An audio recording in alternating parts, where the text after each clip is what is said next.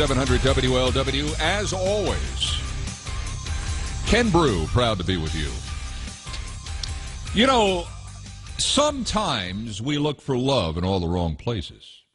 We do. I mean, I think it's just the way human beings are. We think there's a quick fix or there's a pathway to something that maybe we don't have to work for. And it comes, when we get into relationships, it's the same way too. And oftentimes we're blinded by the glitz and the glamour, and the baubles and all of that. And there was a story that was on, I forget where I saw this, it might have been in the New York Post this week, and it says, dating hot people is more trouble than it's worth.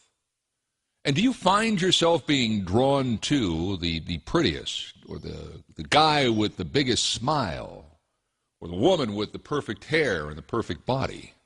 And you look for love there, and it isn't there. It's just maybe just a nice billboard that you see on the way as you journey down the road of life. My next guest has written books about this.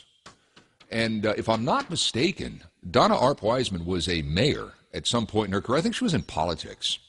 But be that aside, she's joining us now to talk about why we should not be looking for complete and utter love just by looking at the exterior of somebody. Don't go dating hot people. You might be disappointed. Donna, welcome to 700 WLW. How are you? Hello, Ken. I'm doing fine. How are you? I'm well. Are you a former mayor? Am I right about that? Small town in Texas? Yes.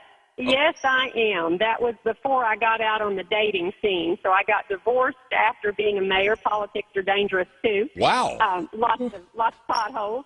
Yeah. And, I was a mayor of a small town, 25,000 people just on the suburbs of Dallas. No, right. I would only ask this simply because you brought this up. Did politics cost you your marriage? Well, I don't know. Let's hope not. But he went online looking for love while I was at city council meetings and found one, and they were only together about 8 months, so it didn't work very well. Well, life does have its rewards. You just got to wait a little bit, right?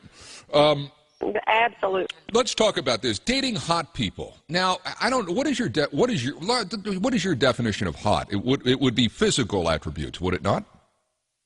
Yeah, that's what you're referring to. And, I mean, let's face it, it's got to be a 7.5 out of a 10, right? Or maybe an 8 out of a 10.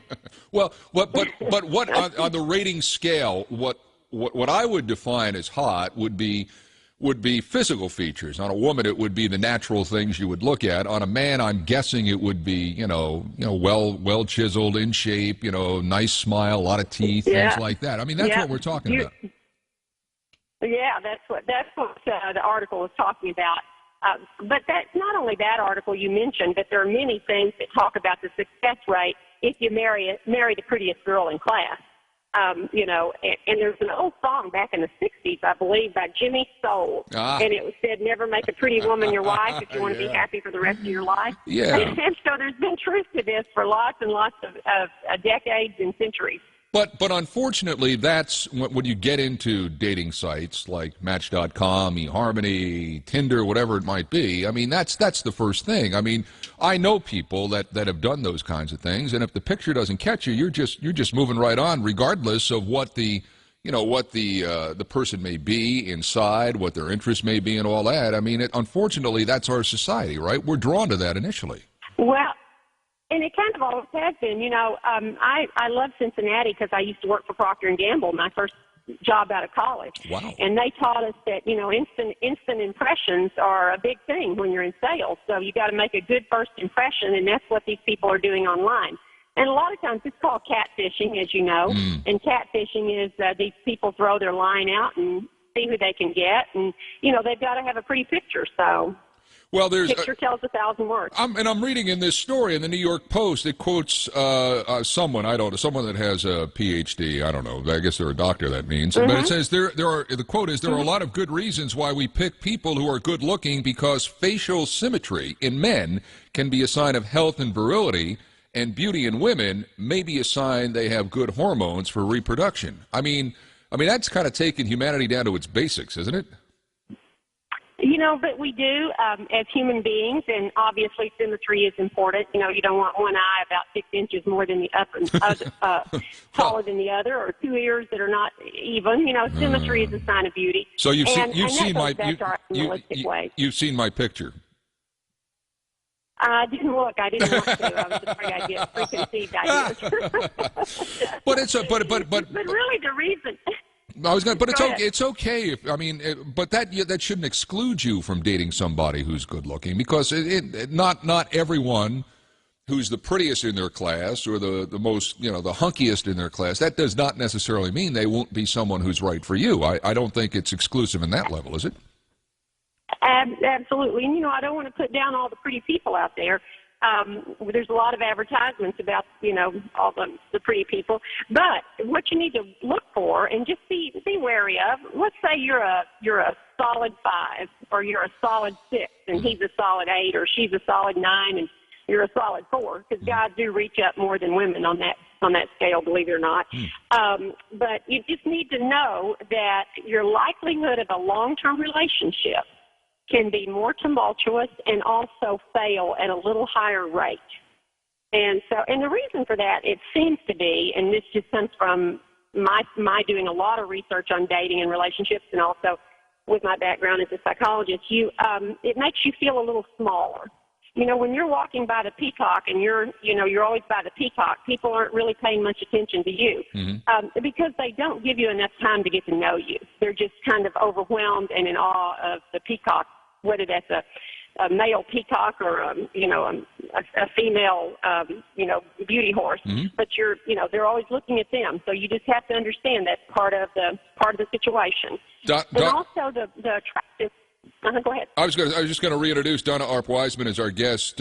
She is, I did not know you were a psychologist. I apologize for that, but she is a former mayor, small town in Texas. Used to work for Procter & Gamble and has written, from what I understand, a best-selling book. Cinderella has Cellulite and Other Musings from a Last Wife, which I guess has done very well. It's been out for about 3 years. It's out in Hollywood right now. Oh, so it might be a movie, huh?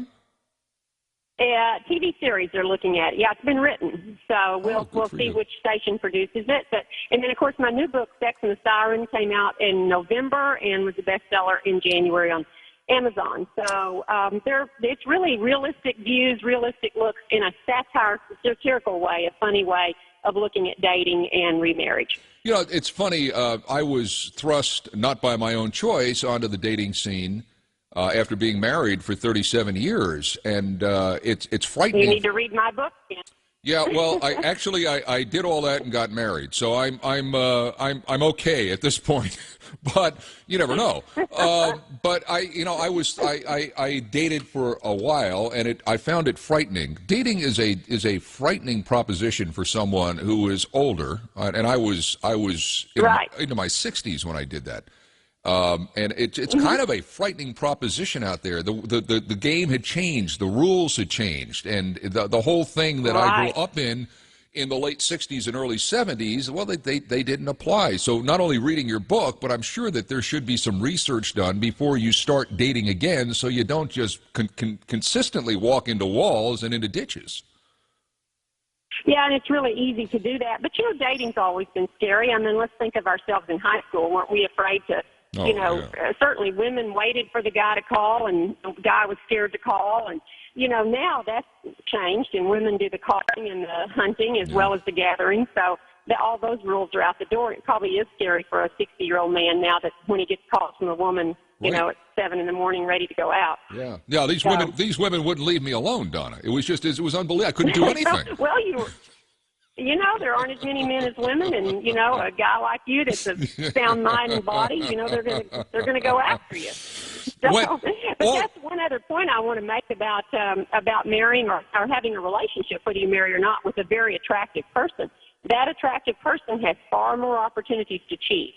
So you just need to understand that. That's an important part. But I mean, I understand it happened. It happened to you. I get that, and it happens to a lot of men and women. Do you think that's just inherent with people that are good looking, just because they have good looks, that they will have more opportunity and therefore succumb to that opportunity? Or is that just something that happens because a marriage is someplace it shouldn't be?